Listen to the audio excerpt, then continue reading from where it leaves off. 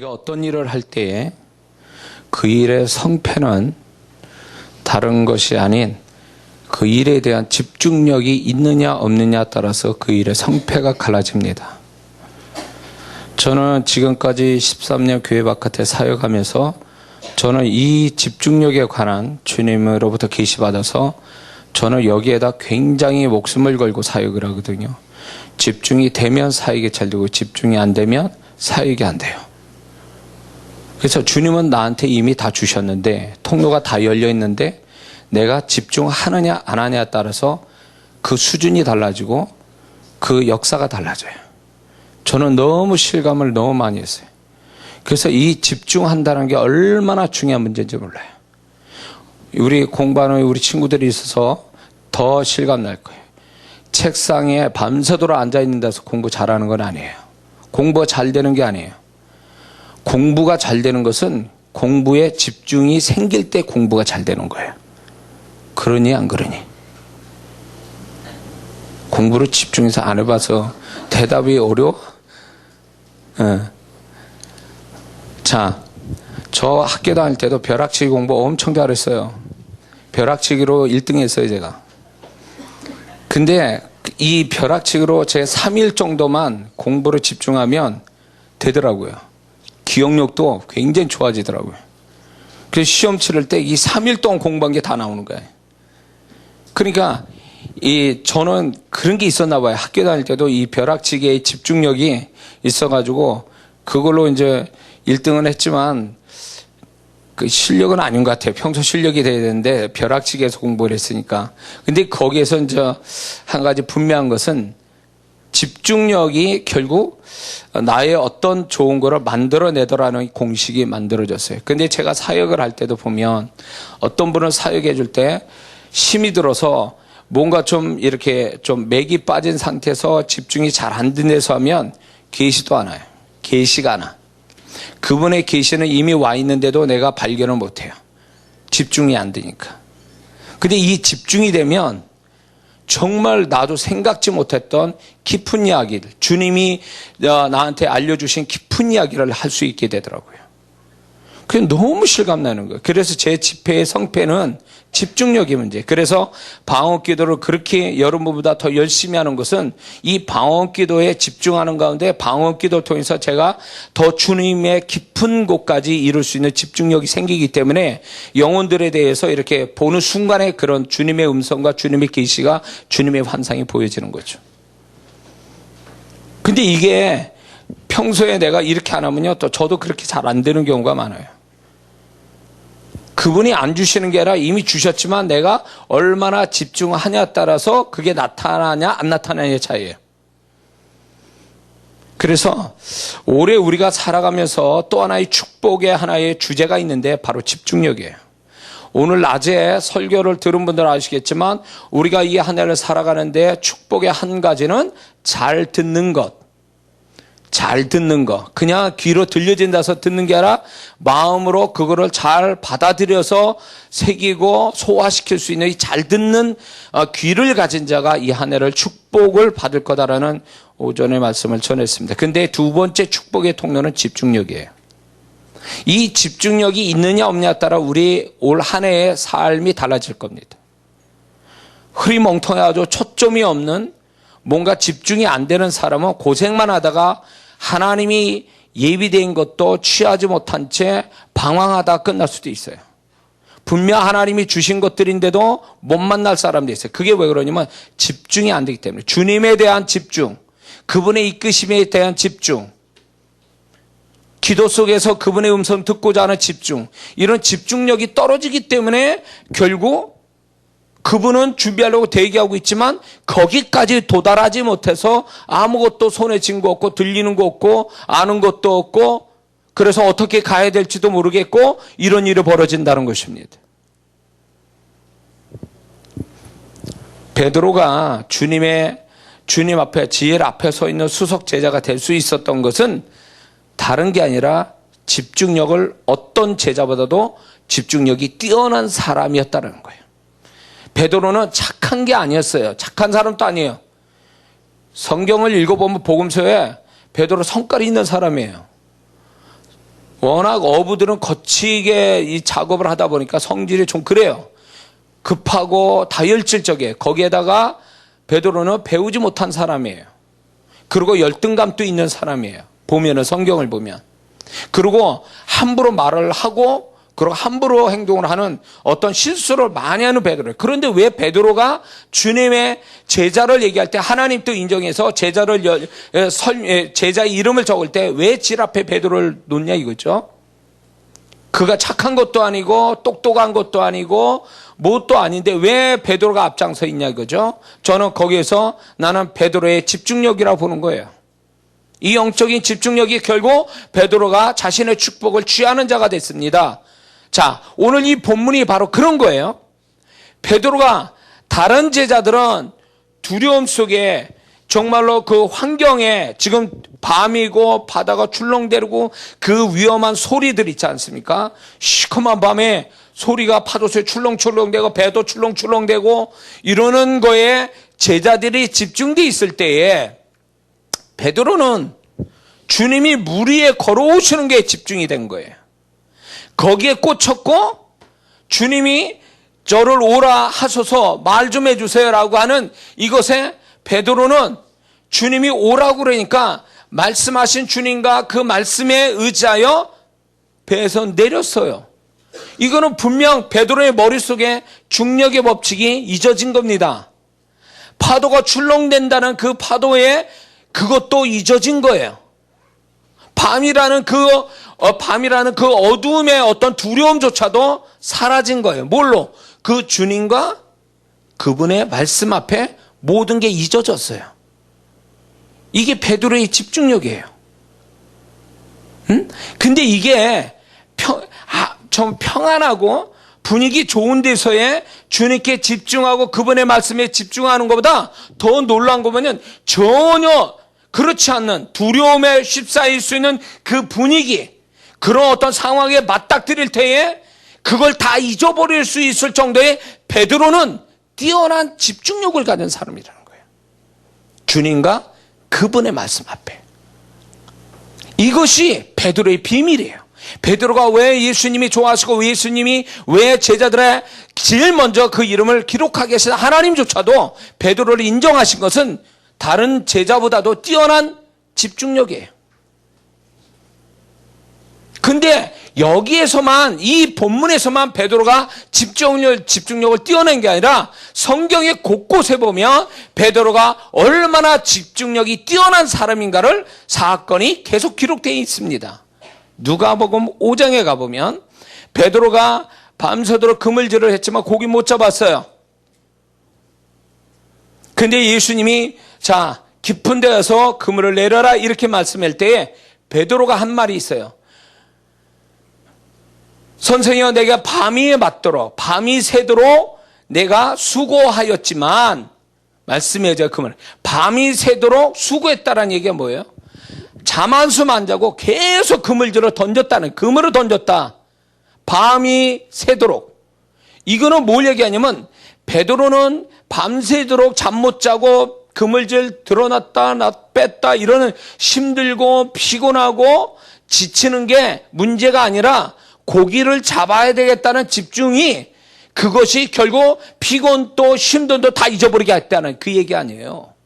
그 말이 그 말이에요.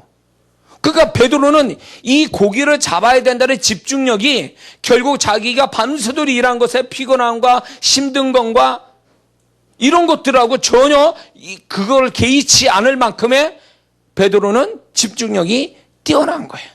그리고 그물질을 얼마나 많이 했게요? 밤새도록 했으면 얼마나 많이 했었겠어요? 근데 베드로는 그 실패에 집중하지 않고 고기를 잡아야 된다는 또 하나의 소망에 그물을 던지는 집중력. 이게 베드로의 모습이에요. 근데 더 놀라운 건 이거예요. 베드로가 이제 그물을 던져서 그 고기가 너무 많아서 2배에 채웠습니다. 근데 놀라운 거는 다른 사람은 2배에 가득 찬 물고기에 집중하고 있는데 베드로는 그 순간에 거룩하신 주님에게 집중됐어요. 그러니까 베드로가 뭐라고 얘기합니까? 주여 나를 떠나소서 나는 죄인으로소이다. 이상하죠? 뭔가 달라요, 다른 사람하고. 응? 제자가 되기 직전이에요, 베드로는. 그런데 베드로가 다른 사람은 고기에 2배 채웠어. 그 주인공이 베드로예요. 그러면 베드로가 더 신나해야 되는 거 아닙니까? 계산이 막 돌아가야 되는 거 아니에요? 이거 팔면 어떻게 되겠구나. 이게 돌아가 거기에 집중해야 되는데 베드로는 거기에 집중한 게 아니라 그 고기를 잡게 만든 주님께 집중하고 있는 거예요. 그 순간에 고기에 집중하고 사람들이 떠들고 막 좋아하는 그 환호에 집중하는 게 아니라 고기를 잡게 하신 주님에게 집중을 했다는 게 놀라운 얘기예요. 딱 집중하고 있었는데 순간에 그분은 사람이 아니라 거룩하신 주님으로 베드로의 눈앞에 딱 나타난 거예요. 그러니까 베드로가 거룩하신 주님을 만나니까 자기가 죄인이란 걸 발견한 거죠. 이게 베드로의 집중된, 주님에게 집중돼서 나온 고백이고, 이게 베드로의 이제 새로운 인생, 새로운 존재로 사는 시작이 됐어요. 이 집중의 끝에서. 놀라운 얘기죠. 또 베드로가 또 다른 사건을 보면 베드로가 이제 성령의 불을 받습니다. 사도행전 2장에 가보면 베드로가 설교를 한 번을 합니다. 자그마치 3,000명 이상 되는 사람 앞에 설교를 해요. 주님을 설명합니다. 주님을 선포합니다. 그럴 때 그 한 번 설교에 몇 명이 회개하고 주께로 돌아왔다고요? 성경 기록합니다. 3,000명이 회개하고 돌아왔다 그랬어요. 이건 뭘까요? 적어도 3,000명이 있는 이상이 되는 사람 앞에서 서서 말을 할 때 어떤 기분이 들겠어요? 사람들이 눈동자, 그 분위기, 지금 어떤 분위기예요? 예수 믿는 사람을 조롱하고 예수 믿는 사람을 잡아가는 그런 분위기 속에, 그런 험악한 분위기에 내 말을 귀 기울여 듣지 않으려고 하는 그 사람들 무리 속에 그 눈동자들, 그리고 이게 정말 이렇게 말해야 되나 안 해야 되나 어쩌나 자기를 의식하는 이런 마음이 없었을까요? 근데 그거를 다 무시할 만큼, 그것이 관심이 없는 것만큼, 그거를 잊어질 만큼 그는 영혼과 말씀에 집중했다는 거죠. 그것이 3,000명씩 회개하고 주께로 돌아오게 하는 베드로의 집중력에 저절로 됐겠어요? 이게? 저는 여기서 또 하나가 제가 확신이 드는 게 뭐냐면, 베드로가 3,000명씩 회개할 정도의 담대함, 설교를 할 수 있는 그런 성령의 능력이 어디에서 왔겠나 할 때에 주님께서 너는 여기서 예루살렘에 기다려라, 아버지의 약속한 성령을 받겠다라고 할 때에 베드로는 120명 성도 중보다도 누구보다도 주님의 약속을 믿고 정말로 계속해서 엄청난 집중된 기도를 누구보다도 많이 했을 거라고 보는 거죠. 그러니까 성령의 불이 나는 똑같은 불이 아니라 베드로한테는 엄청난 다른 제자보다 더 갑절에 성령의 불이 떨어지므로 그가 말할 때 3,000명씩 회개하는 그런 설교의 능력이 나왔을 거라는 거죠. 이 모든 결과가 뭘 얘기해 주냐면 베드로가 얼마나 성령의 충만함을 잊기까지 얼마나 그가 주님과 기도에 집중했는가를 알 수가 있는 거죠. 저절로 됐겠냐 이거예요. 저절로 하나님이 베드로는 더 이뻐서 성령의 불을 더 줬겠냐 말이에요. 아니라고 보는 거예요. 똑같이 주님의 불을 받지만 베드로는 다른 제자보다도 집중력 있게 기도했고, 그 집중력 있게 기도한 것이 더 강력한 성령의 불을 받게 된 원인이 된 거죠. 하나님도 집중력 있는 사람과 없는 사람의 차별을 두고 계시는 거예요, 지금. 근데 또 있어요. 베드로가 또 하나의 집중력에서 나타나는 게 뭐냐면, 사도행전 9장에 가보면 선한 행실을 가지고 남을 도와줬던 도르가라는 여제자가 죽었습니다.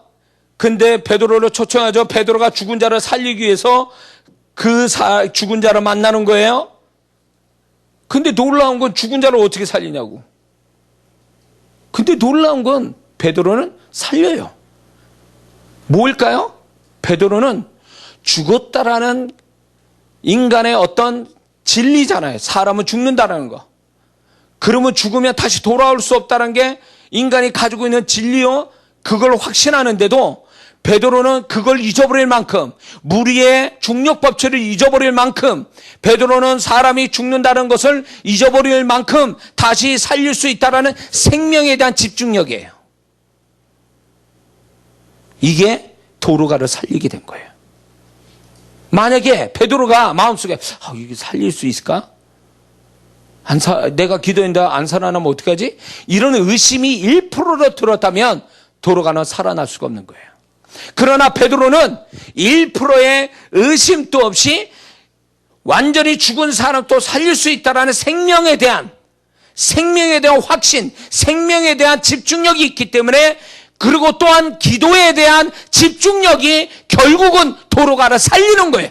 그러므로 여기서 우리가 할 수 있는 건, 하나님은 집중력 가진 자, 영적인 집중력, 하나님이 인정할 만한 집중력 가진 자는 모든 것이 가능하다고 얘기하시는 거예요. 그러면 이 집중력이 뭔지 아십니까? 그게 믿음이에요. 믿음을 다른 표현하면 집중력이에요. 큰 믿음 가졌다, 큰 집중력을 가졌다는 뜻이에요. 주님이 베드로에게 뭐라고 얘기하십니까? 뭐라고 얘기해요? 본문을 보세요. 넘어가. 여기에 그 다음 앞에 주님이 뭐라고 얘기해요? 물에 빠진 베드로를 붙잡아 주시면서 믿음을 얘기하고 있어요. 그러면 베드로가 물에 걸었다는 건 뭘로 걸었다는 거예요? 주님이 볼 땐 믿음으로 걸었다 그 얘기예요. 그런데 그 믿음이 결국 다른 표현하면 집중력을 얘기해요. 영적 집중력. 그 모든 걸 잊어버릴 만큼의 주님과 주님의 말씀에 확신을 가지고 거기에 잡혀있는 그 상태, 그게 집중력이죠. 그 집중력이 믿음이에요. 그래서 저 사람 믿음 좋아라고 할 때 그 믿음은 뭘 얘기한 줄 아세요? 정말 그 사람 믿음이 있다면, 주님과 그분의 말씀을 믿는다면 나머지를 다 잊었다 그 얘기예요. 나머지를 다 무시했다 그 얘기예요. 사람의 평판, 자기 계산, 주변의 어떤 분위기, 환경 이런 걸 다 잊어버렸다는 뜻이에요. 믿음이 있다는 얘기는. 왜? 그걸 잊을 만큼 집중력이 뛰어났다 그 얘기예요. 그거를 주님식으로 표현하면 네가 믿음이 있구나 그 얘기예요. 응? 이해가 돼? 수민아? 그래요. 그러니까 자 보세요. 이게 참 놀라운 거예요. 제가 이걸 발견하면서 그렇구나. 나는 은사 달라고 구한 적 없어요. 그러나 제가 영혼을 사랑하는 마음에 집중해서 이 영혼들이 잘 돼야 된다는 그 집중으로 그 영혼에서 집중하다 보니까 생각지 않은 은사들이 막 열리기 시작하고 내가 생각지 않는 능력들이 막 흘러나오기 시작하는 거예요. 이거는 구하지도 않았는데 내게서 나타난 건 저는 이렇게밖에 설명 못해요. 내가 그분을 향하여, 영혼을 향하여 집중하였더니 주님께서 그 통로가 열리어 은혜와 능력을 나타내 주시는구나. 이렇게밖에 표현 못해요. 나는 집중했더니 그 집중력을 통해서 주님은 능력과 은혜를 나를 통하여 나타내셨구나. 이거예요.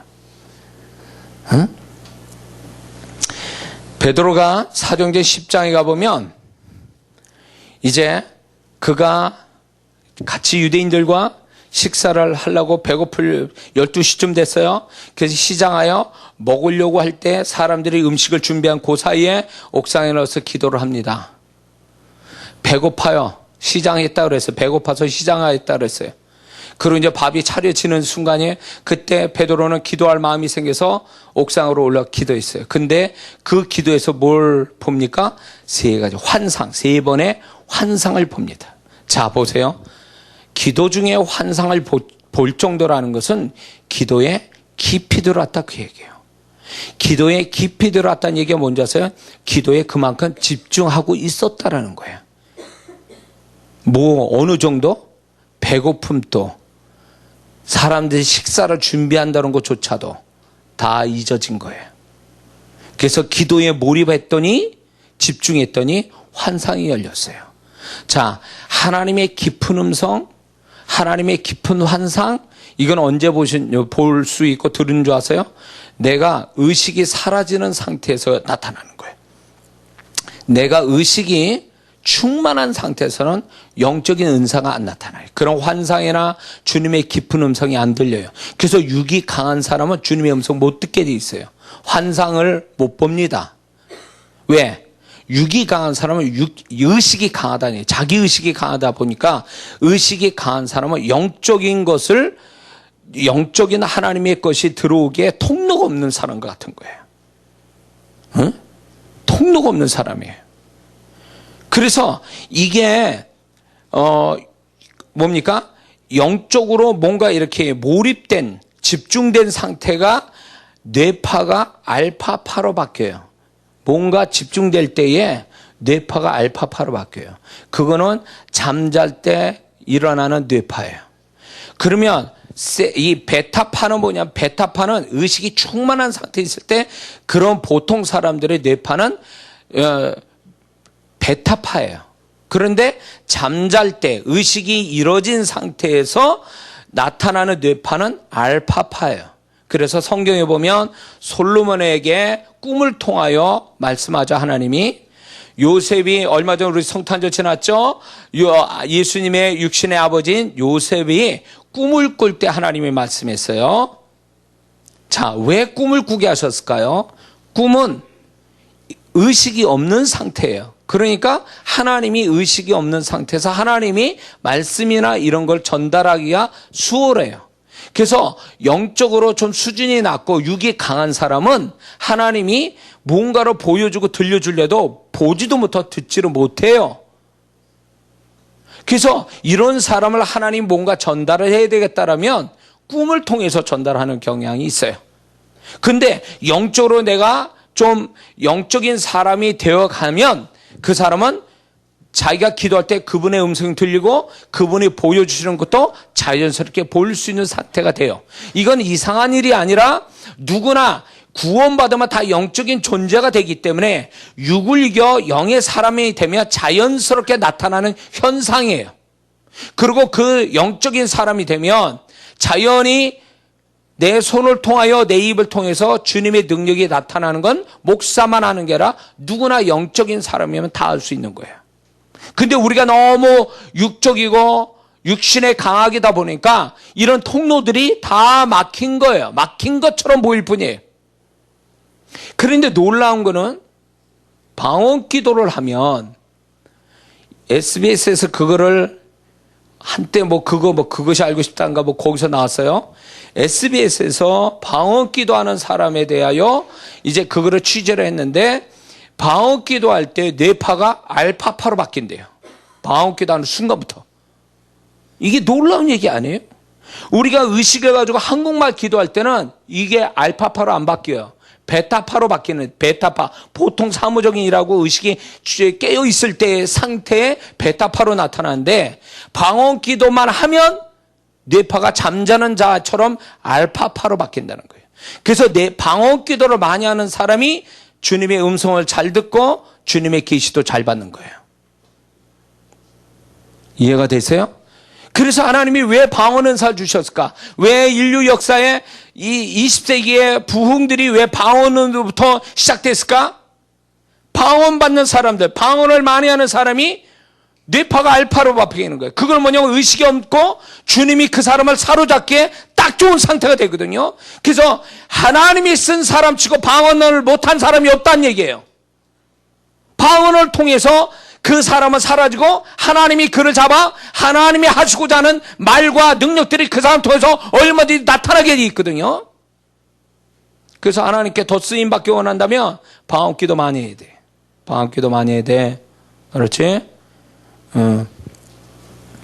그래서 하나님께서 우리를 이렇게 집중을 한다. 내가 집중을 뭔가 하나님과 말씀에 집중한다 할 때 그 집중된 상태가 알파파로 바뀌는 거예요.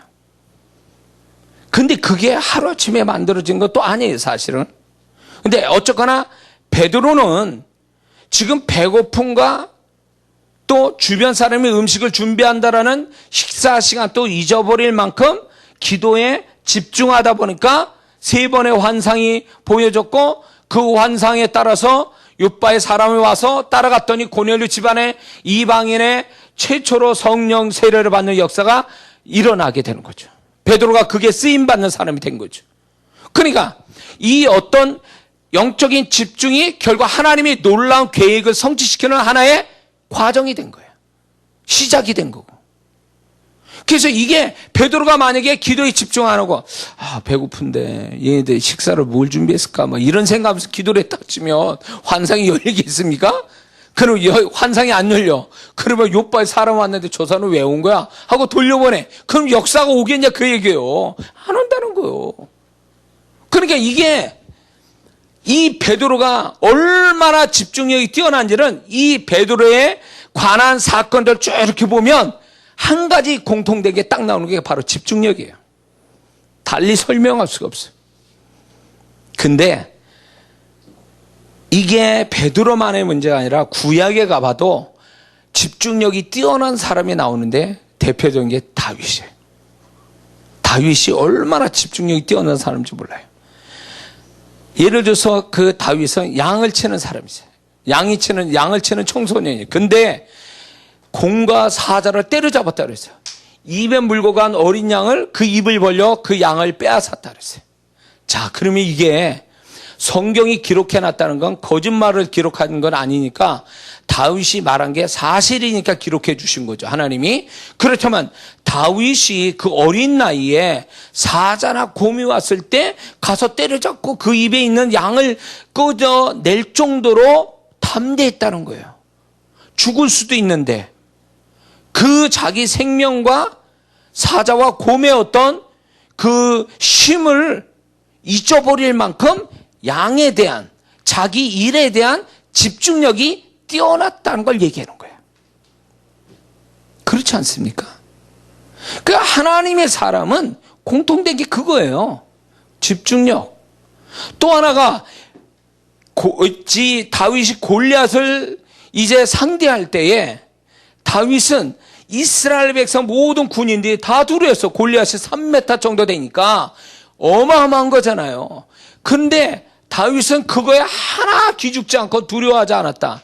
그거를 무시할 만큼의 뭐에 집중하고 있었냐면 하나님이 저 골리앗을 죽인다. 나를 통하여 골리앗을 죽인다. 하나님이 나와 함께 하신다. 나를 통하여 저 골리앗을 죽인다는 이 영적인 사실 앞에 집중하고 있으니까 골리앗의 위용은 아무것도 안 보이는 거죠. 그러니까 겁없이 물맷돌을 던지는 거죠. 이게 다윗의 집중력의 큰 사건이에요. 그리고 더 나가서 시편을 읽어보면 다윗이 얼마만큼 시편을 읽다 보면 하나님에 대한 집중력이 얼마나 뛰어난가를 그의 고백에서 알 수 있어요. 그의 삶이 굉장히 위태롭고 힘든 삶인데도 불구하고 그걸 하나님께 말하면서 하나님에 대한 위로와 소망과 확신과 믿음과 이런 것들을 고백하고 있다는 것은 그 상황조차 사람조차도 다 잊혀지고 하나님에게 집중됐다라고 해서 집중돼서 나온 찬양이고 고백인 거예요. 시편이. 그러니까 다윗이 얼마나 하나님을 향하여 자기 삶에 있어서 삶보다도 하나님 앞에 얼마나 집중하고 살았는지를 알 수가 있는 거죠. 그가 하나님의 사람이 될 수 있었던 비결은 집중력이에요. 히스기야 왕이 이제 이사야를 통해서 죽을 것을 이제 봤습니다. 얘기를 듣습니다. 그럴 때 히스기야가 그 다음에 어떻게 했다 그랬어요? 벽을 향하여 기도했다 그랬어요. 이 얘기는 뭘까요? 히스기야 왕이 죽음에 대한 두려움보다는 자기의 기도와 생명에 대한 집중이 뛰어났기 때문에 죽음조차도 두려워하지 않고 하나님께 기도할 수 있었던 생명과 기도에 대한 집중력이 결국 자기도 살고 나라도 살게 된 거죠. 가만히 보세요. 성경에 하나님의 사람들의 역사 속에 보면 한 가지 공통점은 바로 집중력이에요. 중풍병자가 사람 많은 거 그거 무시하고 지붕까지 뜯어서 주님 앞에 내 중풍병자를 달아내리는 그 4명의 사람들 뭘 얘기할 수 있을까요? 그건 주님에 대한 집중력이에요. 그렇지 않고는 그렇게 할 수가 없어요. 여리고로 갔을 때 여리고에 있는 소경이 주님이 자기를 구원해 달라고 했을 때에 이제 제자들이 제재를 했습니다. 그럼에도 불구하고 자기를 구원해 달라니까 주님이 오라고 그랬어요. 그러니까 무엇을 했냐면 그냥 달려가도 되는데 겉옷을 벗어버리고 주님께 갔다 그랬어요. 소경이니까 눈에 뵌 게 없으니까 창피한 줄 몰라서 그럴 수도 있겠지만은 그거는 뭘 얘기하는 거냐면 이 소경이 그만큼 주님에 대한 집중이 그렇게 표현되고 있었던 거예요. 복음서에 나타난 주님으로 인하여 기적을 경험한 사람의 특징이 뭐냐? 집중력이에요. 그분과 그분의 말씀에 대한 집중력. 그게 자기의 상황들을 다 잊어버리게 하는, 잊어버릴 수 있을 만큼의 집중력이에요. 우리가 흔히 저와 여러분들이 뭔가 하나님 앞에 말할 변명도 있고 핑계도 있고 자꾸 뭔가 이렇게 두려움도 염려도 생긴다라는 얘기는 뭐냐면 아직 그분과 그분의 말씀에 집중이 안 됐다는 증거예요. 다니엘의 세 친구가 풀무불에 던짐을 받게 됐을 때 그리 아니하실지라도 그래도 정말 자기 신앙을 지키고 그 풀무불에 던짐 받는 것을 그들은 아주 당연히 여긴 그것이 뭘 얘기하겠습니까? 그들이 하나님에 향한 집중력을 그렇게 표현한 거잖아요. 자기 생명조차도 풀무불의 뜨거움도 전혀 개의치 않을 만큼의 집중력. 이게 그래서 신앙이 좋아진다는 얘기는 뭐냐면 그 사람이 결국 집중력이 뛰어나다는 그 얘기예요. 그분과 그분의 말씀 앞에 뛰어난 집중력. 이것이 신앙생활 잘한 증거예요. 근데 신앙생활 어설프게 하는 사람은 말이 많아. 핑계도 많고 병명도 많고 뭐가 이렇게 많이 걸리는지. 이것도 걸리고 저것도 걸리고 이 생각 저 생각 막 하는. 그래서 생각이 복잡하고 그리고 자꾸 주변이 의식이 되고 뭔지 모르게 다른 어떤 것에 탓하고 싶고 나 자신을 탓하는 것보다도 이렇게 만든 어떤 탓을 하고 있다면 그 사람은 집중력 제로예요.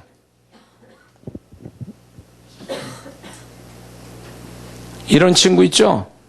공부할 때 집중하면 졸린 것도 주변의 소음도 다 잊어지는데 이런 놈이 있어요. 공부를 하는데 어쩔 수 없이 엄마가 부엌에서 떨거려면 시끄럽다고 공부하는데 소리가 나서 공부 못하겠다고 또 TV 소리 들리면 TV 소리 때문에 공부 못하겠다고 동생 잡는 친구들이 있지 또 부시럭거린다 그거 가지고 집중을 못한다 그러고 별게 다 집중을 못한다 그래. 그건 집중을 걔는 진짜 지 말대로 집중을 못하는 애예요. 걔는 집중을 못하니까 사방팔방 다 그게 의식이 되는 거지. 정말 집중하고 있다면 시끄러운 데서도 얼마든지 고요하게 집중할 수 있어. 근데 집중이 안 되니까 별게 다 신경 쓰이는 거예요, 사실은. 자기 나 집중 없는 사람이요 이렇게 아주 대놓고 얘기하는 사람이 그런 사람은요. 정말 집중력 뛰어난 사람은요. 어떤 상황에도 그게 전혀 그게 의식이 되지 않는. 그래서 기도할 때도 이런 게 있어요. 기도를 이렇게 하잖아요. 기도 처음 할 때는 막 육신이 막 지루하고 답답하고 막 고만하고 싶고 막 졸리기도 하고 잡념도 생기고 막 이래요. 그리고 자꾸 시간을 보게 되기도 하고 막 주변의 소음에 자꾸 신경 써요. 그런데 기도가 깊이 들어가잖아요. 기도에 몰입이 되고 집중이 되잖아요. 그러면 그것들이 하나하나씩 없는 것처럼 느껴져요. 그래서 기도에 깊이 들어가면 내가 지금 어디에 있는지 내가 누군지 이런 것까지 다 잊어져요. 나는 어느 시간에 있는 거지 지금 낮인지 밤인지 그 상황까지 가요. 이게 기도에 몰입된 상태, 집중된 상태. 그래서 하나님이 우리를 이끄실 때에 어떤 예를 들어서 기도를 이끄신다, 성령이 우리 기도를 이끄신다 할 때에 어디까지 이끄시냐면 집중된 그 상태까지 이끄기를 원하시는 거예요. 이끄기를. 근데 우리는 기도를 어디서 끝낸 줄 아세요? 사방팔방 다 의식되는 데서 기도 그때 끝나는 거예요. 예수님 이름으로 기도합니다. 그럼 그렇게 놓고 기도에 끝나잖아요. 찝찝해. 기도를 한 건지, 내가 지금 잡념을 하고 지금 기도로 끝낸 건지, 뭐 한 건지, 내가 무슨 기도했지? 이러고 끝내버려. 그러니까 이 사람은 뭐냐? 집중을 못했다는 거야, 기도에. 그러니까 자기가 기도해놓고도 뭘 기도했는지 모를 정도의 사방팔방 다 신경 썼다, 그 얘기지. 그러니까 이런 사람은 백날 기도해도 기도의 재미, 기도의 즐거움, 기도의 계시, 기도의 환상, 이거는 안 나타나게 돼 있어요. 자, 기도를 얘기하자면 기도의 내용이 정확한 건 중요한 얘기예요.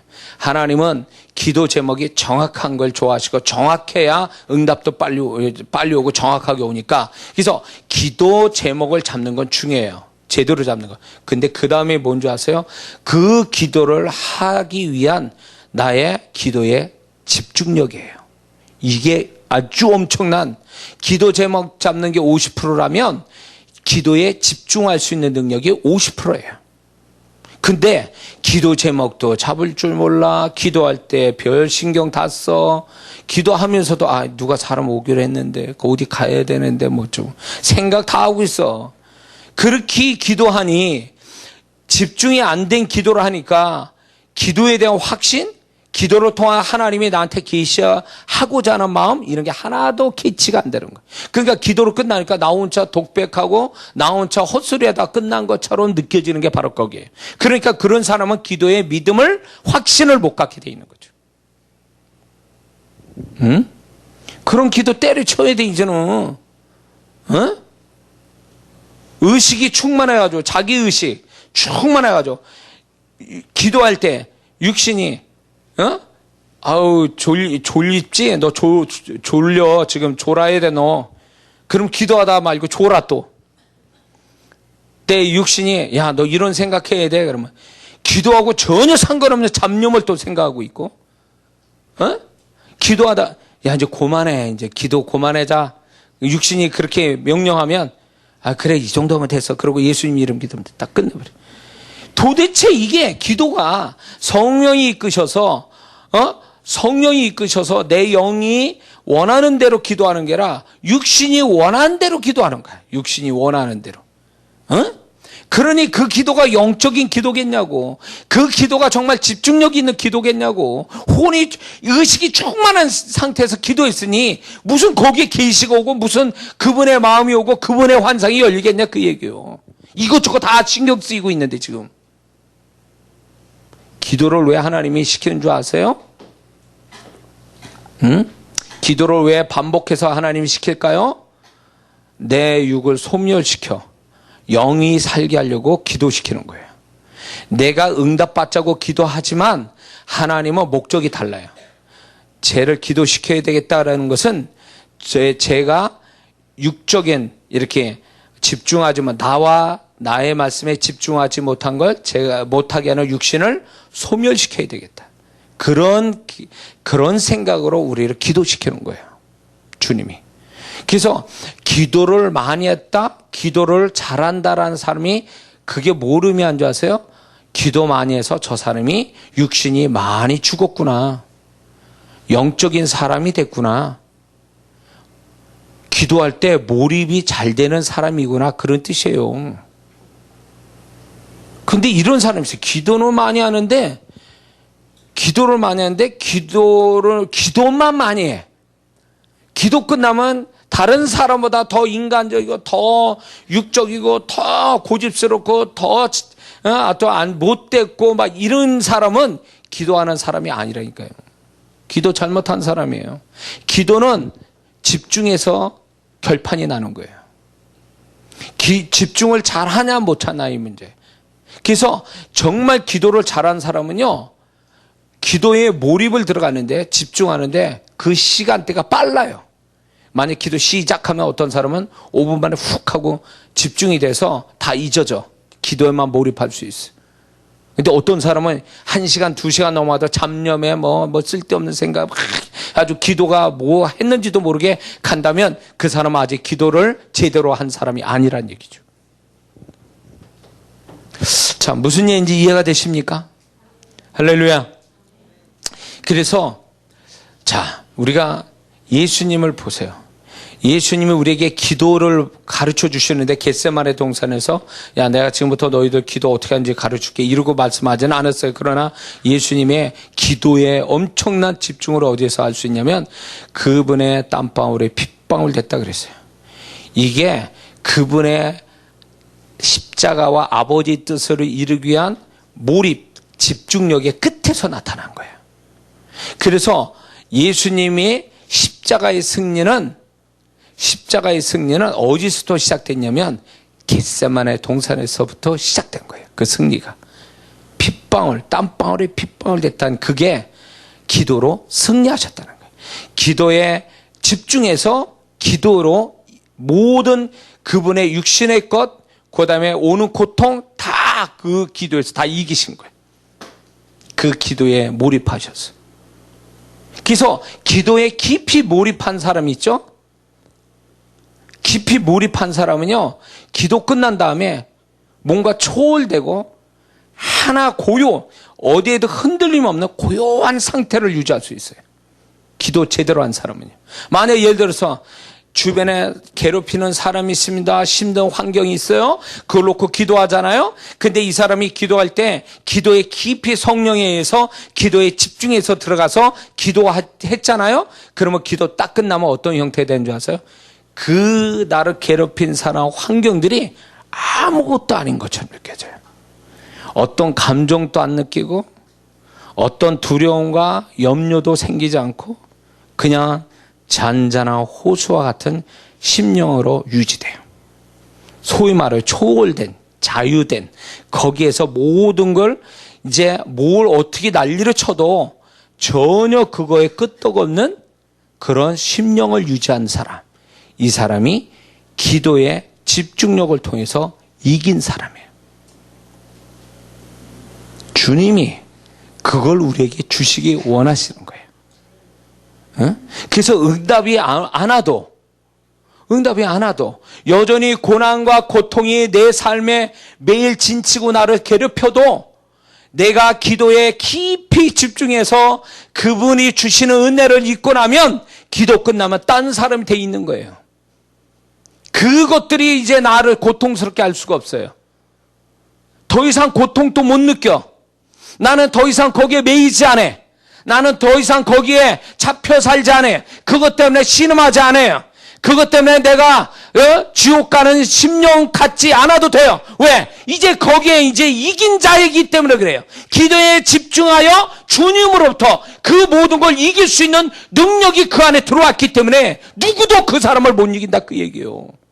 이런 것, 이 집중력을 주님이 주기를 우리에게 원하시는 거예요. 이게 기도에 응답받는 것보다 더 큰 축복이에요.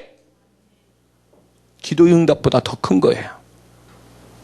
우리가 이런 내적인 몰입해서 집중해서 주님이 주시는 이 나중에는 내 생명까지도 아무것도 아닌 것처럼 느낄 수 있는 죽음조차도 결국 그게 아무것도 아닌 것처럼 되어질 수 있는 집중된 마음, 그분과 천국에 집중된 마음이 자기의 생명이 죽는 순간에도 고통과 공포도 못 느낀 채 그걸로 맞이할 수 있는 상태, 이게 집중력이 있는 자에게만 나타나는 거예요.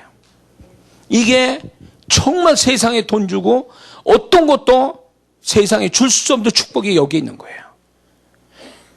주님이 저에게 그걸 맛보게 하실 때마다 이거구나. 이게 정말 세상에 어떤 것보다 귀한 거구나, 이게. 그래서 이 집중하는 거에 제가 연구를 많이 했어요. 이 집중에 관한 얘기를. 근데 비슷한, 그분은 예수 안 믿지만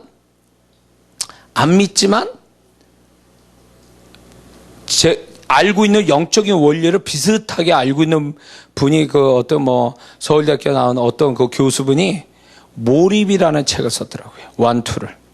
그걸 보면서 웃었어요. 야, 이분이 뭘 아는구나. 예수는 안 믿지만 이 몰입, 집중한다는 게 뭘 의미하는지를 아는구나. 근데 안타까운 건 이분이 그 이상의 주님이 주시는, 집중될 때 오는 주님이 주신 그거는 아주 모르는 분이에요. 그걸 보면서 안타깝더라고요. 그러니까 세상 또 이 집중한다는 거에 대한 축복을 얘기하고 있어요. 집중에 대한 능력을 얘기하고 있는데 우리는 세상에 말하는 집중의 능력 그 이상을 우리는 경험할 수 있는 사람이에요. 그리고 이 집중될 때에 주님이 집중을 잘하는 자에게 능력과 축복과 모든 하나님의 것들이 그 집중된 자에게 주시는 거예요. 그 자가 주님 앞에 존귀한 자가 되는 거예요. 왜? 그 집중된 자가 하나님의 뜻을 이룰 수 있고 집중을 잘하는 자가 하나님 위해서 모든 걸 다 바칠 수 있는 능력이 거기서 나오거든요. 집중을 잘한다는 건 그것만큼의 믿음을 소유했다는 얘기와 같기 때문에 그런 거예요. 할렐루야. 유빈아, 뭔 뜻인지 알겠냐? 무슨 말씀인지 알겠어? 오케이. 자, 그러므로 이 집중력의 축복은 이루 말할 수 없어요. 그 한 가지를 분명하게 하자면 집중을 잘한 사람은 드디어 자기를 이기는 자가 돼요. 우리는 우리를 못 이겨요. 근데 주님께 집중을 잘한 사람은 자기를 이겨요. 그래서 나에게 기대하지도 않고 내가 뭐 육신으로 하나님과 반대되는 걸 금방 뭐 이겨낼 수 있어요. 그리고 자기의 생명마저도 다 주를 위해서 드려도 아깝지 않고 그거 두려워하지 않거나 그 주님을 위해서 기꺼이 모든 거 다 드려도 아까워하지 않는 자기를 잊어버릴 수 있는 능력이 거기에 있어요. 집중하는 데서 있어요. 그래서 주님께 집중을 많이 한 사람, 예배에 집중하던, 기도에 집중하던, 무슨 말씀에 집중하던, 무슨 어떤 주님과 관계된 집중을 많이 한 사람일수록 그 사람은 점점 하나님에게 신뢰받는 자, 하나님으로부터 인정받는 자, 그분으로부터 거침없이 주님의 것이 더 많이 흘러 들어올 수 있는 사람이 될 수가 있습니다. 할렐루야. 예? 저는 그거를 제 나름대로 경험됐기 때문에 저는 이걸 자신 있게 얘기하는 거예요.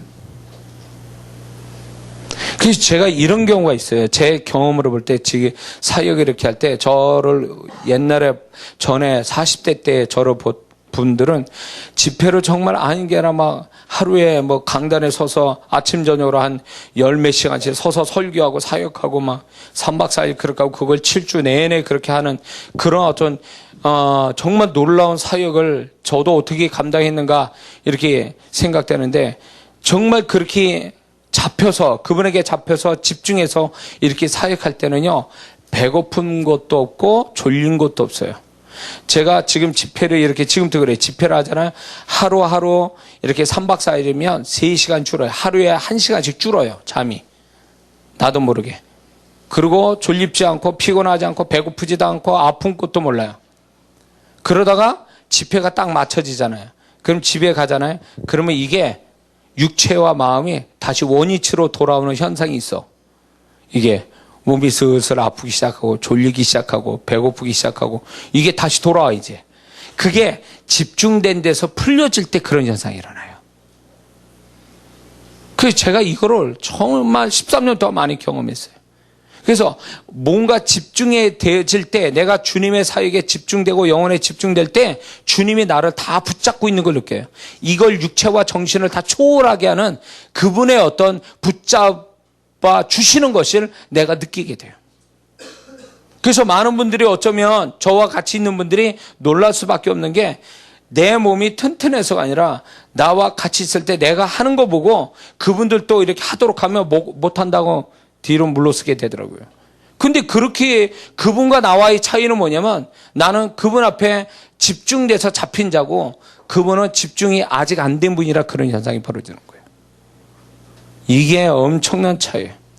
그래서 집중을 잘한다는 것이 얼마나 자기 자신을 축복하고 하나님 앞에서도 얼마나 유익한 것을 우리가 알아야 됩니다. 그래서 양의 문제가 아니에요. 기도의 양이. 예를 들어서 기도를 많이 한다는 게 중요한 게 아니라 기도에 집중한다는 게 중요한 거예요.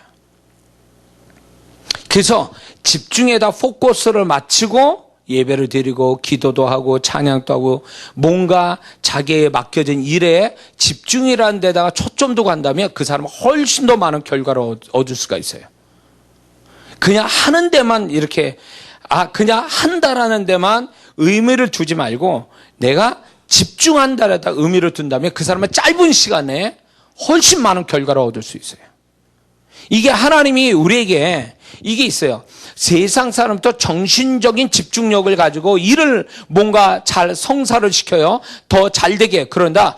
그 위에가 뭔지 아세요? 영적인 집중력을 가진 사람이 혼적인 정신적 집중력보다 더 강한 사람이 되는 거예요. 영적인 집중력을 가진 사람이. 왜? 혼보다 높은 위치에 있는 게 영이거든요. 그 사람이 영. 그러니 우리는 기도하고 찬양하고 말씀 뭐 이런 게 다 뭐냐면 영적 집중력을 키우는 훈련을 하는 거거든요. 그래서 세상 사람보다 더 집중력이 뛰어날 가능성이 더 많은 거예요. 예수 믿는 사람이. 응? 근데 우리는 예수 믿는 사람이 세상 사람보다도 집중력이 떨어져. 그러니까 세상 사람만큼도 못 쫓아가. 응? 그러니까 항상 뒤쳐져 가는 거예요. 근데 하나님은 그런 원리로 만드시지 않았다면 우리가 구원받아 영적인 사람 돼서 영적인 집중력 가지면 혼적인 집중력은 자연히 강하게 가질 수 있게 돼 있거든요. 응? 더 세상 사람보다 더 집중력이 뛰어난 사람 만들어 주시려고 구원하셨단 말이에요. 응? 성경이 이미 그 얘기를 하고 있잖아요. 근데 우리는 대충 하는 거야. 뭐든지 집중 안 하고 그냥 대충 딴 생각하면서 대충. 그러니까 이런 정신으로 신앙생활하니까 세상에서 세상 일을 할 때도 세상 사람만큼 또 집중을 못하는 거예요. 에? 교회에서 정말 집중해서 열심히 영적인 일에 집중하고 살았다면 세상에서도 아마 세상 사람보다 더 집중 잘해서 좋은 결과, 좋은 열매들을 많이 뵈서 세상 사람보다 앞서가는 사람이 될 수 있어요. 그래서 교회 생활하는 거 보면 그 사람 사회생활에 딱 답이 나와요. 그건 뭐 뻔한 거예요. 자, 집중력을 가지지 못하게 하는 원인들이 있어요. 그건 마음의 문제인데 무슨 마음이냐면 마음이 복잡한 사람은 집중력을 가지지 못하게 돼 있어요. 하나님은 절대 우리를 복잡한 마음 갖게 하시잖아요. 아주 심플한 마음을 가진 사람에게서 집중력이 뛰어나요. 그리고 불안한 마음에서는 집중이 생기질 않아요. 그래서 주님이 우리에게 평강의 마음, 평안한 마음을 주시기 원해요. 왜? 평안한 마음 속에서 집중이 되기 때문에 그래요. 자, 잘 들어보세요. 항상 기뻐하라. 범사에 감사하라. 중간에 기도하라 있죠? 항상 기뻐하라. 항상 범사에 감사하라. 이게 그 결과가 뭔지 아세요? 마음의 평강. 그렇죠? 감사하다고 기뻐하니까 마음에 평강이 있겠죠? 기쁨이 있겠죠? 그러면 이런 사람은요, 집중이 뛰어날 수밖에 없어요. 불안하고 복잡하고 어둡고 이런 마음에서는 집중이 안 나오거든요. 그래서 이제 여러분에게 이제 설교를 하거나 아니면 내가 이제 뭔가 창조적인 일, 주님의 계시를 받거나 이럴 때 어느 때 기도를 하고 어느 시간대를 잡냐면 내 마음이 가장 편한 상태에 편안한 그 시간에 그때 해요. 그러면 내가 편안하고 단순한 마음 가질 때 그때 집중하면 벌써 쫙 그분이 말씀이 와요. 그래서 제가 이제 주님이 주신 걸 봤거든요. 그래서 아무 때나 하질 않아요. 가장 주님이 나에게 계시해주고 또 집중이 잘할 수 있는 그 시간대에서 몰입해서 해서 거기서 확 봤거든요. 응? 그래서 이게 집중을 못하는 데는 뭐가 있냐면 시간대의 문제가 있어요. 시간대를 잘못 잡아서 그 시간대에 자, 예를 들어서 TV를 매일 보놓고 그 시간대 TV만 보고 있어. 그러면 그 시간에 기도하면 기도가 되겠습니까? 몰입이 안 돼요. 왜냐면 그 시간대가 늘 이렇게 TV 보고 있었는 습관이 있어가지고 기도를 하려면 벌써 안 돼요. 그 시간대 기도하려면. 그래서 따로 내가 시간대를 잘 정해야 돼요. 그래서 시험 보는 친구들 있죠. 시험 볼 때 한 달 정도는요. 한 달 전에는 시험 보는 시간대에 맞춰서 공부에 몰입하는 그게 습관이 돼야 돼요. 근데 어떤 친구는 이게 있어요. 이렇게 밤새도록 공부하다가 낮에는 실컷 자. 그리고 밤에 실컷 공부하고 또 낮엔 자. 이러고 수능을 보면 그 점수가 어떻게 나올 것 같아요? 그 시간이 무슨 시간이요? 평소에 잠자는 시간이야. 그러면 그 정신이 맑으냐고, 집중이 되겠냐고. 안 되니까 자기가 공부한 것에 결과가 안 나오는 거예요. 왜 그렇게 하지? 이거는 뭐의 문제냐면 집중을 못하는 어떤 시간대의 문제예요. 시간을 잘못 잡은 거야. 그리고 집중을 못하게 하는 원인 중에 현장의 문제가 있어요. 현장이 안 좋은 현장이 있으면 집중이 안 돼요.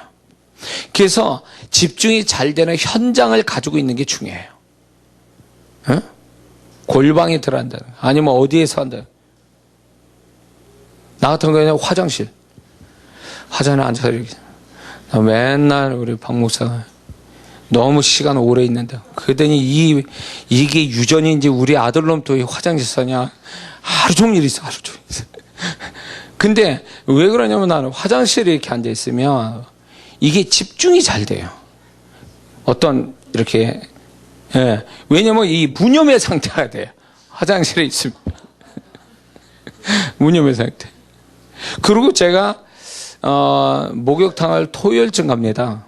토요일날 이제 목욕탕 가는 걸 좋아하는데, 토요일날 가는 이유가 있어요. 왜냐면 주일날 말씀을 받아야 되는데, 말씀이 잘 안 떠오르면 목욕탕에 가요, 토요일날. 그 목욕탕에 앉아있으면, 목욕탕에 있으면 아주 무념 상태가 돼요. 무념이 된다는 것은 집중이 잘 된다는 얘기예요.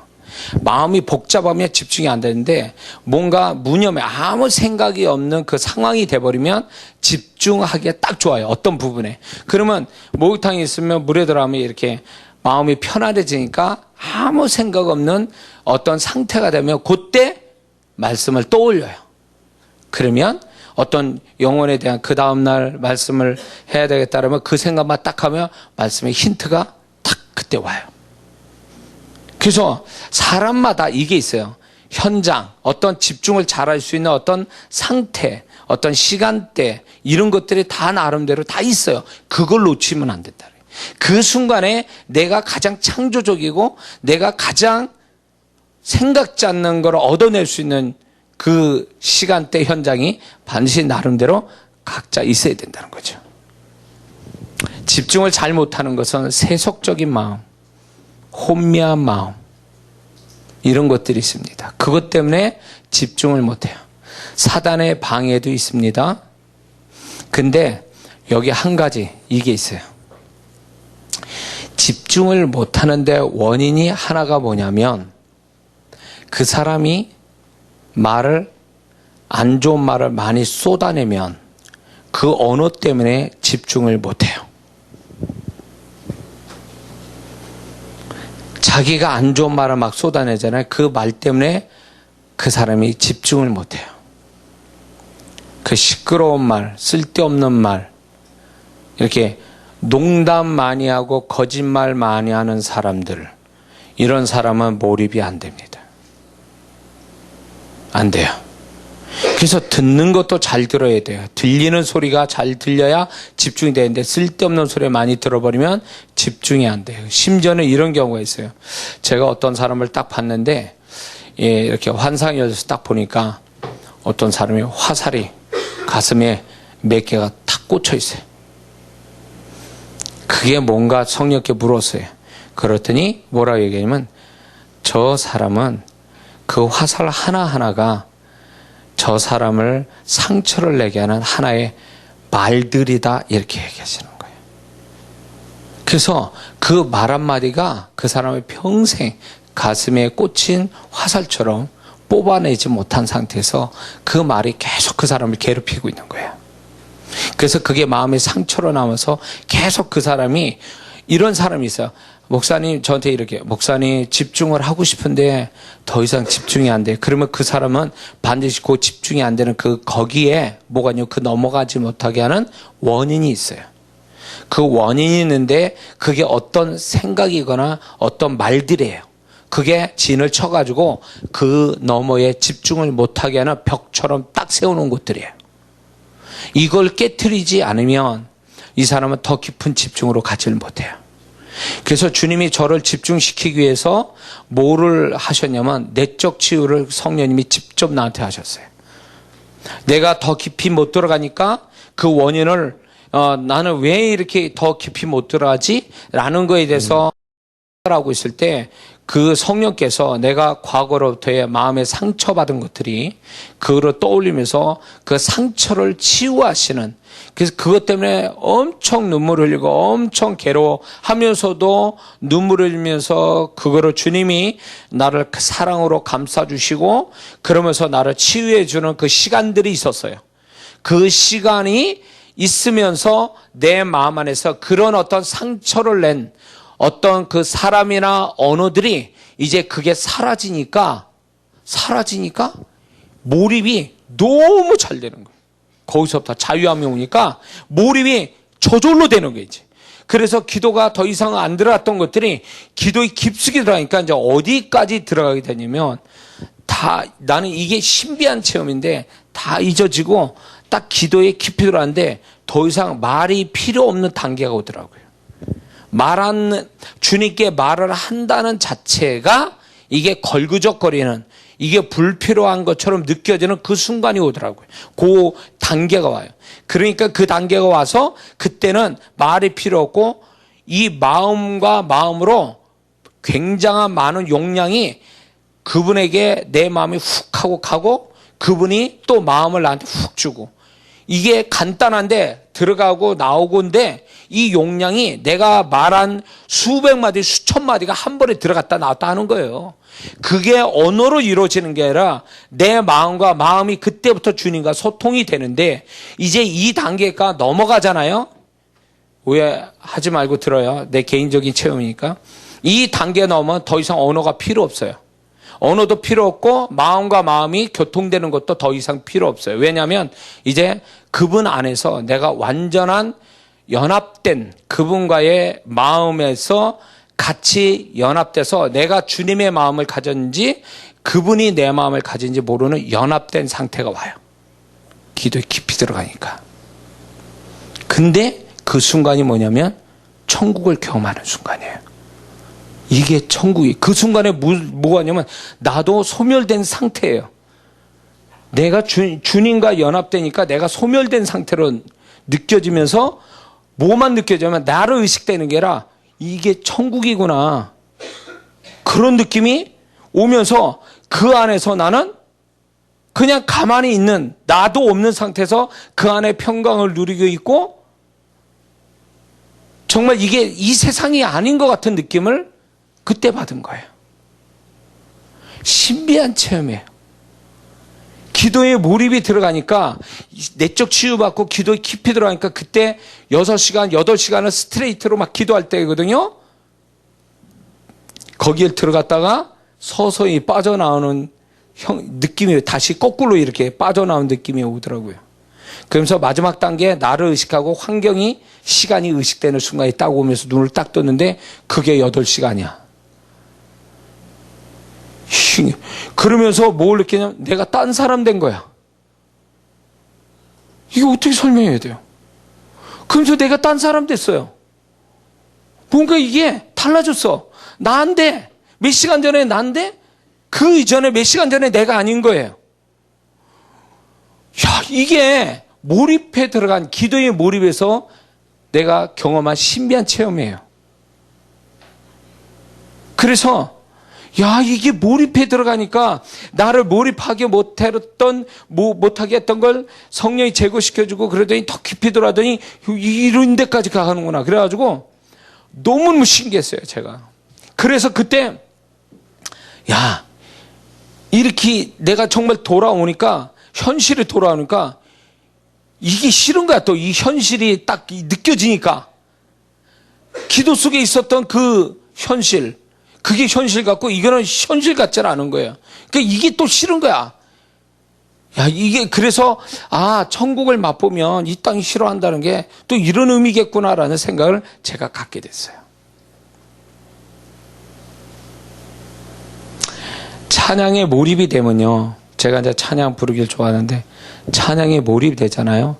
그러면 그 찬양의 가사 단어 하나에 그분의 마음이 나한테 오고 나는 그분의 마음을 드리는 그 순간들이 와요. 그러면 내가 내가 그분 앞에서 찬양을 하고 있는 거예요. 그리고 그분이 내 찬양에 반응을 보이고 계시는 거예요. 그러니까 나만 찬양하는 게 아니라 그분은 내 찬양 받으시고 그분은 또 다르게 나에게 반응을 막 보이시는, 그게 찬양 가운데 나타나요. 남이 듣든 안 듣든 상관없어. 부르든 안 부르든 상관없어요. 제가 집회 가운데 부르는 그 찬양은 누구 들으라고 하는 게 아니라 내가 주님과 소통하고 그분을 받고 그분에게 몰입되기 위한, 내가 그분 안에 들어가기 위한 나의 몸부림이에요. 집중하기 위해서. 근데 거기에서 오는 축복들이 있어요. 근데 희한한 게 이런 게 있어요. 여러분들이 뭐 그렇게 느끼는지 안 느끼는지 알 수 없지만 제가 찬양에 몰입해서 이렇게 들어가면요, 이게 놀라운 일이 벌어졌어요. 어떤 일이 벌어졌냐면 어느 순간에 찬양을 부르는데 1시간 반을 부르고 있어요. 제가 계속 이어서, 나도 모르게 이어서 찬양을 막 불러가는데 놀라운 건 그 찬양 부르다가 내가 주님께 몰입해서 잡혀가지고 찬양 부르니까 여기 앉아있는 분들이 깨지기 시작하는 거예요. 회개가 터지고 감동이 오고 눈물이 나면서 누가 시키지도 않았어. 근데 집회가 되고 있는 거예요. 나는 찬양만 부를 뿐인데. 이게 찬양에 몰입이 되니까 나뿐만 아니라 듣는 사람도 같이 주님의 역사가 같이 일어나더라고요. 이게 집중해서 오는 거예요. 어디인가 영적인 집중을 하는 데서 오는 축복들이에요. 이런 게. 응? 그래서 이게 얼마나 우리를 행복하게 하는지 몰라요. 그분에 대한 집중을 할 때 오는 그 행복이라는 걸 이루 말할 수 없고, 그 집중될 때에 그게 하나의 짜릿한 흥분이나 어떤 그 느낌이 아니라 그 뒤에 오는 그분의 축복이 같이 집중될 때 오니까 이게 얼마나 귀한 건지 알 수가 없어요. 응? 그래서 누구를 위해서 하는 게 아니라 내가 뭘 하든 간에 내가 그분 앞에 집중돼서 그분과 소통이 되고 그분의 것이 내 안에 들어와서 나도 모르게 그분의 것으로 충만해져서 내가 더 잊어지고 내 안에 그리스도로 충만해져서 살아가는 거, 그래서 행복하게 사는 거, 이게 집중이 주는 축복이거든요. 자, 여기서 우리가 알아야 될 게 이거 있어요. 우리 삶에 어떤 우리 자신에게 어떤 우리 신앙에 문제가 있다, 문제가 발견이 됐다는 얘기는 이런 의미예요. 그 부분에 대해서 네가 좀 더 집중을 했으면 좋겠다, 집중력을 가졌으면 좋겠다라는 하나님의 사인이에요.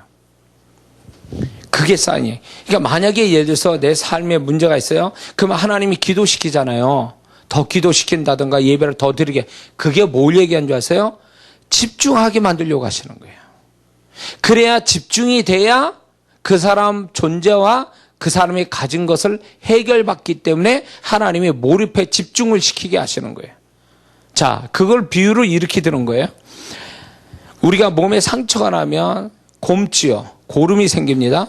그 고름이라는 건 순간적으로 상처가 날 때 그 세균이 들어옴으로 인해서 내 몸이 자동적으로 이 백혈구를 더 많이 발생을 시켜서 그 상처난 데에 거기에 침투해 들어갑니다. 그리고 세균, 안 좋은 세균과 갑자기 많아진 백혈구와 이 세균과 싸워서 전사하는 형태가 고름 형태로 나타나는 거예요. 그래서 아물게 되는 거죠. 상처가 더 번지지 않고. 자, 우리가 이렇게 문제가 있다는 얘기는 하나님께서 더 집중하게 만들려고 의도적으로 우리를 막 밀어붙이는 거예요. 집중하게 만들게. 근데 우리가 문제 있을 때 집중을 안 하잖아요. 그 사람은 더 큰 문제를 나중에 갖게 됩니다. 문제가 발생될 때 하나님이 나보고 더 주님께 그분의 말씀에 영적인 행위에 집중하라고 주님이 일거리 주셨다 생각하고 집중하면 그게 답인데, 오히려 게으르고 오히려 그걸 집중을 안 하게 되면 그 사람은 더 큰 문제를 만난다, 그 얘기예요.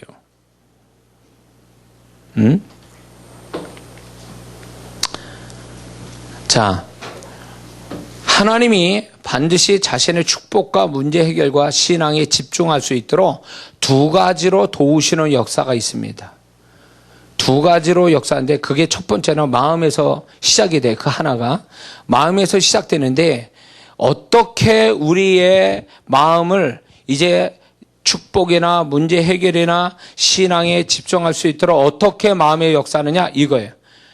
영적인 의욕과 열정을 줌으로 인해서 집중하게 만드세요. 마음에 영적인 의욕과 열정, 그 다음에 영적인 부담과 근심을 주세요. 그게 뭘 만들게 해요? 집중하게 만드는 거예요. 또 소망스러운 마음을 부어주세요. 이것이 집중하게 만드는 하나님이 우리 마음 안에서 역사하는 형태예요. 그 다음에 자신의 부족함을 알게 합니다. 이게 집중할 수 있게 만들어주는 거예요. 그 다음에 위기감을 갖게 만듭니다. 하나님이 우리의 마음에 위기감을 줘서 더 집중하게 만들어요. 그냥 넋놓고 있다가 집중이 되는 건 아니거든요. 이런 마음을 자꾸 불어넣어 주는 거예요. 또 그 다음에 알 수 없는 불안감을 하나님이 주실 때가 있어요. 그거는 뭐냐면 더 집중하라고 하는 하나님의 사인이에요. 집중을 하게 만들려고. 그 다음에 문제의식을 갖게 합니다. 그 어떤 것에 문제의식을 갖게 하는 것은 결국 그 부분에 대해서 집중하게끔 이끄시는 내적인 하나님의 역사예요. 그게 부정적인데, 이 마음들이 부정적인데 희한한 건 이 부정적 마음을 소멸시키기 위해서 집중하다 보면 그 자체가 나를 더 집중할 수 있는 능력을 부여해 준다는 거예요. 부정적 그 마음이. 그냥 아멘 하세요. 제가 겪은 걸 얘기하는 거니까.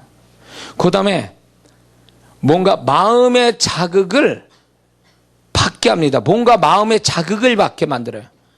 자극, 충격 이런 걸 받게 해요. 그거는 뭘 얘기하냐?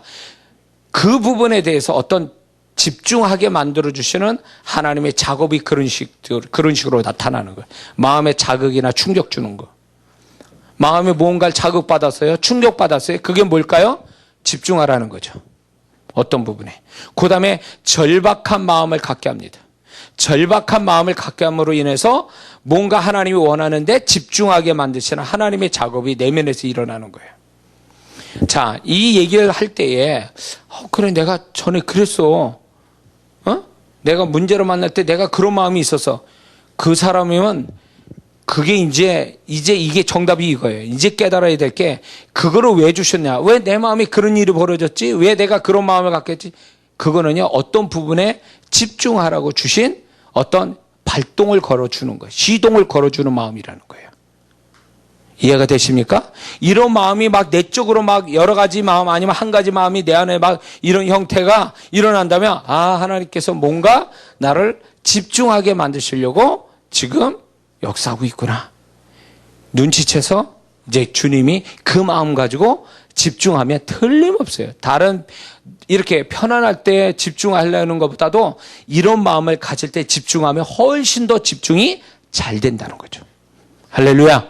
그래서 마음이 맨날 평강으로 더한 사람, 복이죠. 그러나 그것보다도 지금 이렇게 부정적인 형태와 같은 마음을 가진 것이 이게 불행한 게 아니라 이걸 가지고 하나님이 더 뭔가 어디에 하나님이 원하는데 집중해서 그 집중된 걸로 인하여 복을 주시려고 하는 하나님의 계획이 그렇게 있는 거예요. 들을 끼 있는 자를 깨달으시길 주의 이름으로 축원합니다. 그리고 두 번째는 어떻게 우리를 집중하게 만드냐면 상황으로 집중하도록 이끄세요. 상황으로 이끄십니다. 그게 어떻게 나타나냐면 상황적으로 내 환경 속에 쓸데없는 것들이 사라지거나 끊어지거나 스스로 단절하거나 복잡한 것이 정리가 되면 하나님이 너 이 부분에 집중해야 돼 라는 사인을 그렇게 주시는 거예요. 한국말인데도 잘 이해가 안 되십니까?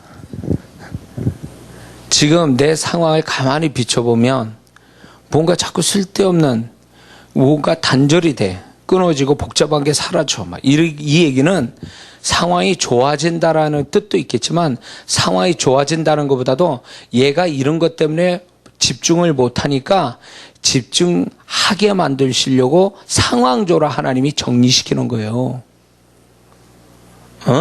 그러면 좋다고만 하지 말고 하나님이 이제 이런 것 때문에 내가 신경 쓰여서 집중을 못하게 했으니까 이제 하나님이 집중하게 만들려고 지금 이런 거를 나도 모르게 이렇게 착착착 하시구나. 그러면 눈치를 채야 돼요. 하나님이 어디에 나를 집중시키고 있구나. 집중시키려고 지금 내가 어떻게 할 수 없는 것들을 지금 하게 하시는구나.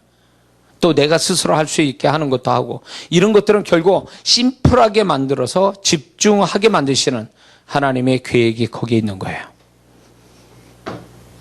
우리의 삶이 우리가 생각한 대로만 가겠습니까? 하나님이 내 삶에 개입하셔서 하나님이 내 삶을 이렇게 저렇게 정리하고 조정한다는 걸 여러분 믿으십니까? 그러면 그런 상황들이 벌어지는 걸 뭘 의미할까요? 하나님의 뜻이 있어요. 거기에 그분의 마음이 있는 거예요. 그럴 때 집중하고 있어야 된다는 거죠. 자, 우리가 집중력을 키우기 위해서, 집중력을 위해서는 중요한 4가지가 있습니다. 첫 번째는 평소에 집중력을 키워야 돼요. 평소에 집중력을 키워야 돼요.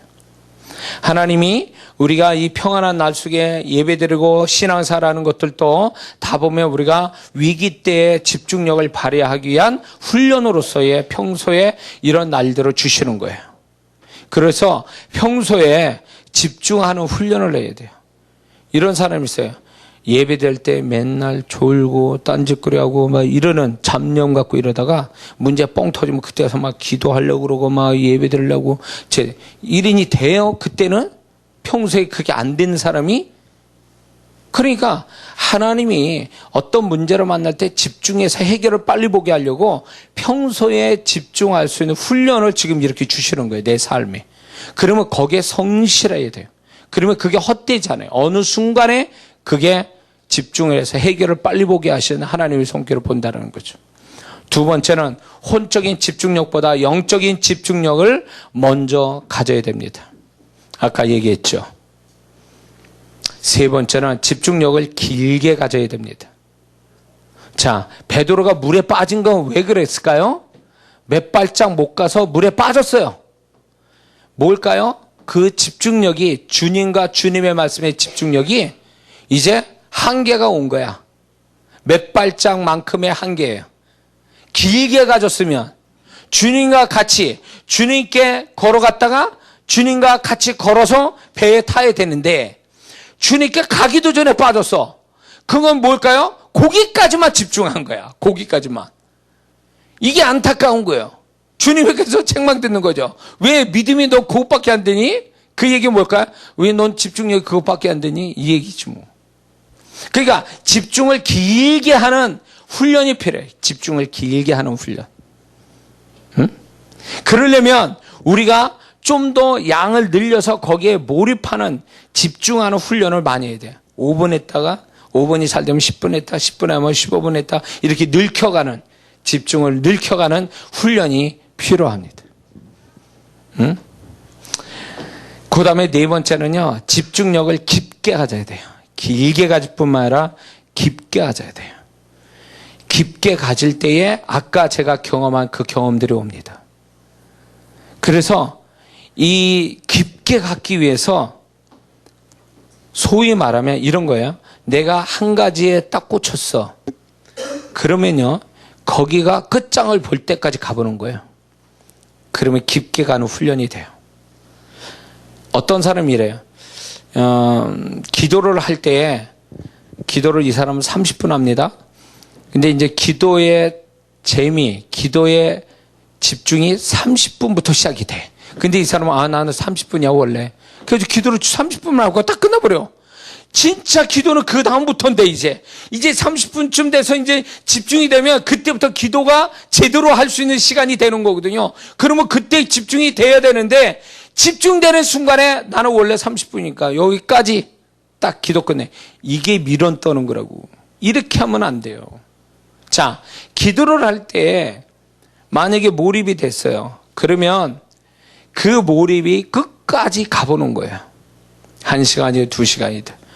끝까지 가서 다시 돌아오면 그게 집중을 깊게 하는 방법이에요. 깊게 훈련시키는 거예요. 시간 제한 두지 않고 내가 뭔가 집중될 때 그거의 끝장을 보는 데까지 가면 그 사람이 그 집중에 깊이가 생기거든요. 그러면 한번 팠어. 그 사람의 깊이가 100m야, 수심. 100m. 그러면 그 사람이 그 다음부터 100m 들어가기 수월해져요. 한번 뚫은 그 깊이는요. 영적인 세계는요, 이런 게 있어요. 집중의 세계도 마찬가지예요. 집중을 100m까지 파면 처음에 팔 때가 어렵지 두 번째는 쉽게 들어가요. 그러면 이 사람이 100m에서 200m 들어가기 또 수월해져요. 그런데 이게 어디서 오냐면 집중을 길게 갔는데, 길게 하는 데서 깊게 들어갈 수 있거든요. 베드로는 근데 몇 발자국이었다. 그 집중이 끝이. 그래서 집중을 길게 한다는 건 얼마나 중요한 얘기인지 몰라요. 근데 베드로가 나중에 집중을 길게 깊게 하잖아요. 그래서 성령이 불러 말미암아 새로운 사람이 되죠. 자, 은혜가 되십니까? 자, 마지막 이거 하나만 더 하고 마치겠습니다. 우리가 집중력을 더 가지려면 어떻게 해야 되는가 할 때 아까 얘기한 것처럼 방언 기도를 많이 하세요. 방언 기도가 집중력을 키워줍니다. 근데 방언 기도할 때 이거 조심하세요. 방언 기도하면 의식이 정지된 상태가 되기 때문에 정지된 그 의식의 상태의 공간에 육신이 자꾸 잡념을 넣어줘요. 그거 조심해야 됩니다. 방언할 때 의식이 비어있는 상태에 자꾸 육신이 아니면 사단이 잡념을 넣어주는데 동의하지 마세요.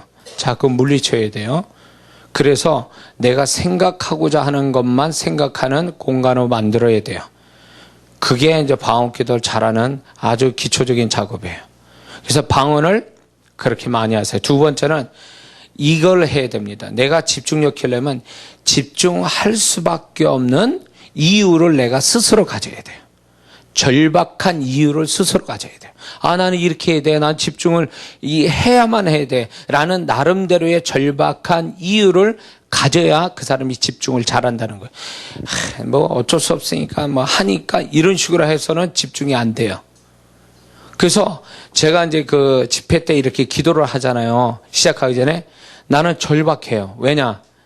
내가 주님의 통로가 여러분에게를 향한 주님의 통로가 돼야 되니까 안 되면 이거는 집회가 망한다 생각하니까 나는 절박하게 기도해요.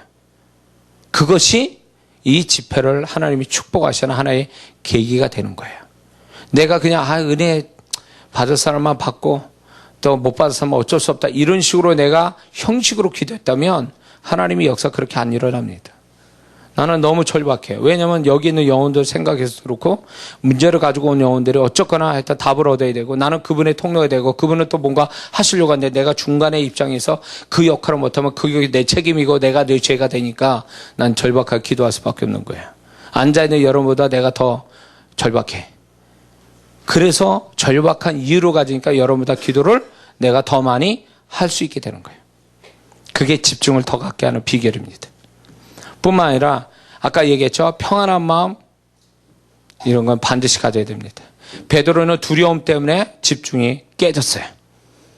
그리고 또 뭐가 필요하냐면 긍정적인데 집중하는 훈련을 해야 돼요. 긍정적인데 부정적인데 집중하지 말고 TV 뚫어지게 쳐다보고 게임 뚫어지게 쳐다보면서 거기다 집중하지 말고 안 좋은 데다 집중하지 말고 긍정적인데 집중을 하세요. 그게 집중력 키우는 비결입니다. 그 다음에 뭐냐면 자, 제가 하는 이 마지막 방법이 이겁니다. 들리는 말씀, 하나님의 말씀을 이렇게 누가 육성으로 들려주든 성우가 들려주든 그 들리는 말씀이 있잖아요. 그거를 듣고 눈을 감고 눈을 뜨든 벽을 향해서 들리는 그 말씀 그대로를 글자화 시켜보세요. 벽에다가. 이거는 내가 했던 집중력을 키우는 주님이 가르쳐준 방법이에요. 자, 태초에 하나님의 말씀이 있었다. 하나님이 천지를 창조하셨느라 이렇게 말씀이 들려지잖아요. 그러면 그걸 글자로 그대로 형상화시킨다고 생각하고 그걸 벽을 보고 형상화시키는 작업을 하는 거예요. 내가 눈으로 형상화시킨다. 그 글자 그대로. 들리는 대로 바로. 이 훈련을 하게 되면 영이 굉장한 에너지를 내뿜어야 되고 에너지를 쓰게 되잖아요. 그러면 그 얘기가 뭐냐면 내 영이 집중을 하기 때문에 에너지를 쓰는 거예요. 그러면 그게 훈련이 되면 맨날 푸시업 매일 하면 할수록 푸시업이 늘어나죠. 근육이 생기죠. 똑같아요. 영도 그런 근육을 만드는데 이런 거 영적인 걸 가지고 글자를 눈으로 글자화 시켜버리면 그게 영적 에너지를 쓰고 그거는 영적 집중력이 된다는 거고 그게 결국은 나를 영을 강화시키는 거고 영이 강화된다는 것은 영이 집중하기에 힘을 갖게 된다는 거예요. 영적인 것에 힘을 갖게 된다 그 얘기예요. 그래서 이 훈련을 해보면 많은 목사님들이나 이렇게 훈련을 해보면 이렇게 느리게 하나님 말씀을 내가 얘기하는데도 못 찍어요. 이렇게 잘 못 찍는 분들 많아요. 그건 뭐냐? 영이 그만큼 약하다는 얘기예요. 그걸 찍어낼 만한 어떤 영의 힘이 없다는 거예요. 그 얘기 뭐냐? 집중이 안 된다는 얘기예요. 영의 집중이. 영의 집중이 안 된다는 얘기는 그분의 통로가 크게 깊게 열리지 않는다라는 증거예요. 자, 이게 야, 너희들한테 말하기엔 좀 수준 높은 건데 알아듣니? 알아듣겠어? 그래 알아듣는다고 그래. 자 무슨 말인지 이해가 되십니까? 자 이거예요. 제 집중력의 비밀은 오늘로서 다 끝났어요. 그러니까 올해 하나님이 이 말씀 주면서 올해 여러분들이 아침에 듣는 귀로 복을 받고 집중력으로 올 한 해 또 주님이 축복하려고 이 말씀 주신 거예요. 그래서 어떤 일을 많이 한다는 것보다도 어떤 것에 집중하는 그런 집중력 키운다면 여러분들이 훨씬 더 많은 베드로만큼의 열매들을 또 얻게 될 줄 믿습니다. 그래서 이 집중력이 강한 여러분 되시길 주의 여러분을 축원합니다. 기도하겠습니다.